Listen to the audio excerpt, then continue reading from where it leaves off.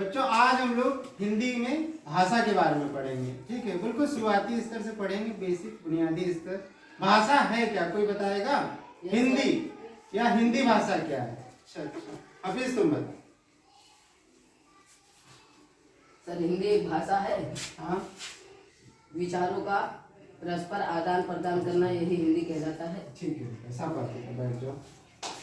हफीज के लिए ताली बजाओ। बहुत हिंदी एक भाषा है और विषय के रूप में भी हम लोग पढ़ते हैं, लेकिन भाषा और बोली में अंतर होता है, वो हम बाद में जानेंगे। ठीक है, भाषा और बोली। ठीक है, तो जो भाषा हमारी होगी उसके कुछ नियम होंगे। ठीक है, तो भाषा के जो नियम होते हैं वो क्या होती है? व्याकरण में आता है। क्या आता है? व्याकरण। व्याकरण में नियम होंगे, कैसे वर्ण विचार होगा, वर्ण विन्यास कैसा होगा, शब्द कैसे बनेंगे, वाक्य कैसे बनेंगे, अनुच्छेद पूरा होने पे कैसे, क्या उसकी फॉर्मेटिंग है, क्या प्रारूप होगा, वो व्याकरण में सब आता है। ठीक है, भाषा और बोली में इतना अंतर है। भाषा की अपनी एक लिपि होती है। क्या होती है? लिपि। जैसे हिंदी भाषा की लिपि क्या है? देवनागरी लिपि। लेकिन बोली की अपनी लिपि नहीं होती है, ये लिपि भाषा से ली हुई होती है। जैसे कि एक शब्द है, भाषा बोली पे ही आ जाते हैं, तो हम जानते हैं, बताना हम किस भाषा में लिख रहे हैं। इधर आओ बच्चा, ये क्या लिखा है? राम लिखा है। इसकी भाषा क्या है? जल्दी बताओ कोई। हिंदी। हिंदी। इसकी भाषा हिंदी है। ठीक,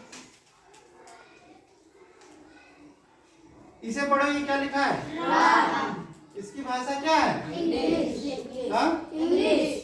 अच्छा, अब इसमें दो बातें आ रही हैं, कोई हिंदी बोल रहा है और कोई इंग्लिश बोल रहा है। ठीक है, कोई हिंदी बोल रहा है और कोई इंग्लिश बोल रहा है। हिंदी वाले कितने हैं? हिंदी वाले हाथ उठाएं। ठीक, नीचे करो। इंग्लिश वाले हाथ उठाएं। ठीक, चलो ये तो एक नाम हो गया। दूसरी चीज देख लेते हैं हम लोग, जैसे कि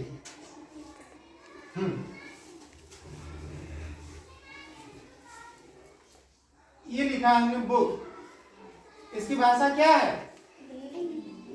इंग्लिश।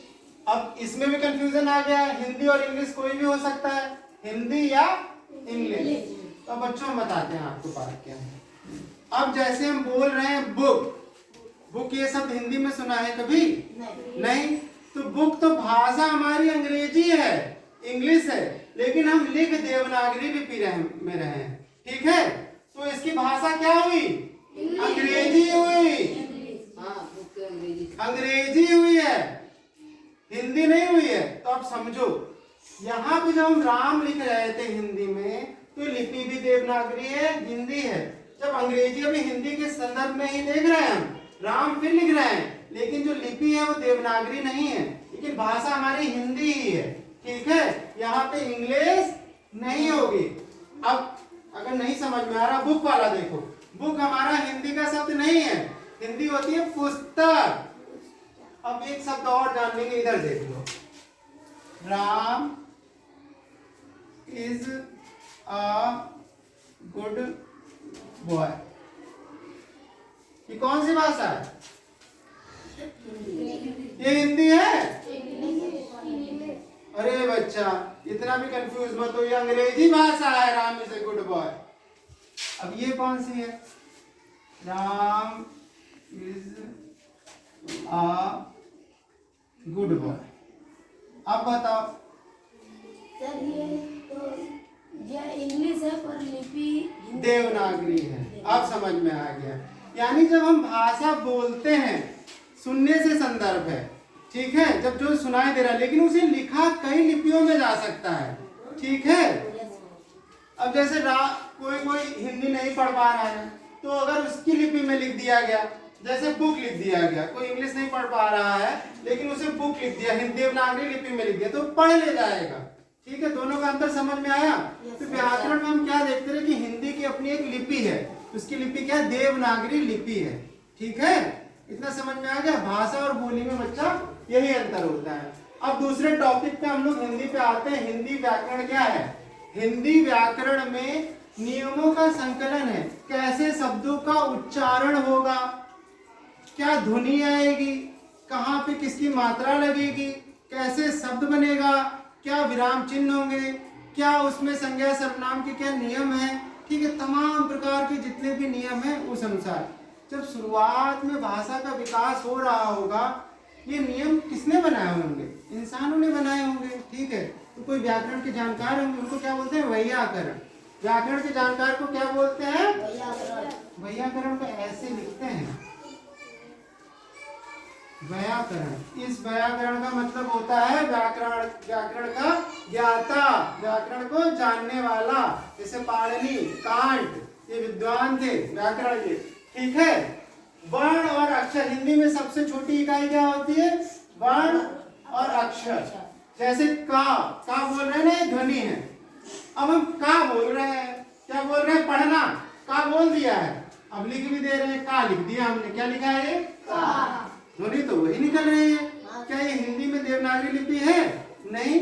तो इसके लिए हमें का ऐसे प्रतीक देना होगा, ये वाला।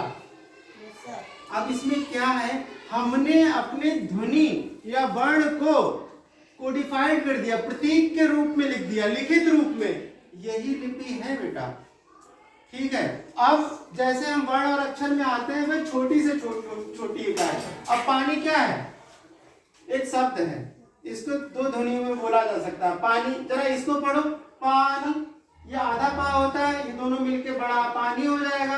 सब संधि करेंगे, ये भी, इसे भी यही उच्चारण आएगा, इसका भी यही आएगा, ध्वनि आएगा ना। और अक्षर का मतलब क्या होता है? जिसे और तोड़ा ना जा सके। अब जैसे का है, का और छोटा रूप नहीं किया जा सकता है, ठीक है, लिखित में, ठीक है। यही हमारा अक्षर होता है। अक्षर का शाब्दिक अर्थ यही होता है, जिसे और नष्ट ना किया जा सके और छोटे टुकड़ों में ना किया जा सके। हिंदी व्याकरण में इसका बहुत महत्व है। अब हम लोग आते हैं वर्ण से, अक्षर से मिलके क्या बनता है हमारा? शब्द। अब कोई कहे मकल, आ जाओ बेटा इधर, मकल। तो मकल का क्या मतलब होता है? कुछ भी नहीं। यानी अक्षर से हम शब्द तो बनाएंगे, ठीक है, दो या दो से अधिक वर्णों से मिलकर शब्द बनता है, शब्द तो बनाएंगे, लेकिन उस शब्द में कोई अर्थ होना चाहिए। अब मलक, कोई अर्थ नहीं, लेकिन जब कमल बोले तो उसमें एक बोध छिपा हुआ है, उस शब्द में कुछ अर्थ छिपा हुआ है। क्या छिपा हुआ है? कमल जब बोले तो दिमाग में क्या आया होगा? ये पहले से बचपन में ही बच्चों को बता दिया, ऐसे का जैसे ध्वनि का दिया था प्रतीक, वैसे शब्दों का भी अर्थ दिया था। जब कमल हम बोलेंगे तो कमल में क्या आई होगी? एक फूल होगा, तालाब में खिलता होगा। यानी इतना इसका बोध हो जाता है, बच्चों को हो जाता है कि नहीं हो जाता है कि कमल। अब हम बोलते हैं पुस्तक, ठीक है। अब जैसे कुछ ऐसे शब्द हैं जिसका तुम लोगों को अर्थ ही ना पता हो, पढ़ तो लोगे तुम, लेकिन अर्थ बता पाओगे क्या? जैसे लिख दिया हमने, अब ऐसा शब्द लिख दे रहे हैं, शायद तुम लोगों को ना पता हो। अब ये लिख दिया, पढ़ लोगे? उत्कोच, पढ़ सब लेंगे, पढ़ लेंगे ना, लेकिन इसका अर्थ नहीं पता है। तो अभी तुम लोगों के लिए सार्थक शब्द है नहीं। जब तक तुम लोग उसका अर्थ नहीं समझ जाते हो तो सार्थक नहीं होता है। समझ में आया? तो अब जैसे अगर कोई इसे हम इसे अर्थ बता दें व्याकरण, इसका मतलब होता है घूस लेना। उत्कोच का मतलब क्या होता है? घूस होता है, 2 नंबर का पैसा, उत्कोच, ठीक है। तो बच्चा सिर्फ इसलिए मैंने ये शब्द बताया कि मैं चीजें बता सकूं, लेकिन मकर का कोई अर्थ ही नहीं होता, ये तो निरर्थक शब्द हो गया, ठीक है। तो कहने का मतलब सिर्फ इतना है, कुछ शब्द तो बिल्कुल निरर्थक है, कुछ शब्द हमारे लिए निरर्थक हो सकते हैं जब तक कि हम उसका अर्थ ना जान रहे हो, ठीक है, और कुछ तो सार्थक है, इन्हें शब्द बोलते हैं, ठीक है बच्चा। देवनागरी लिपि के बारे में भी हो गया, व्याकरण मतलब नियम होता है, ठीक है बच्चा। यहाँ तक तो बता दिया है यार, ठीक है भैया, आज के लिए इतना ही, धन्यवाद।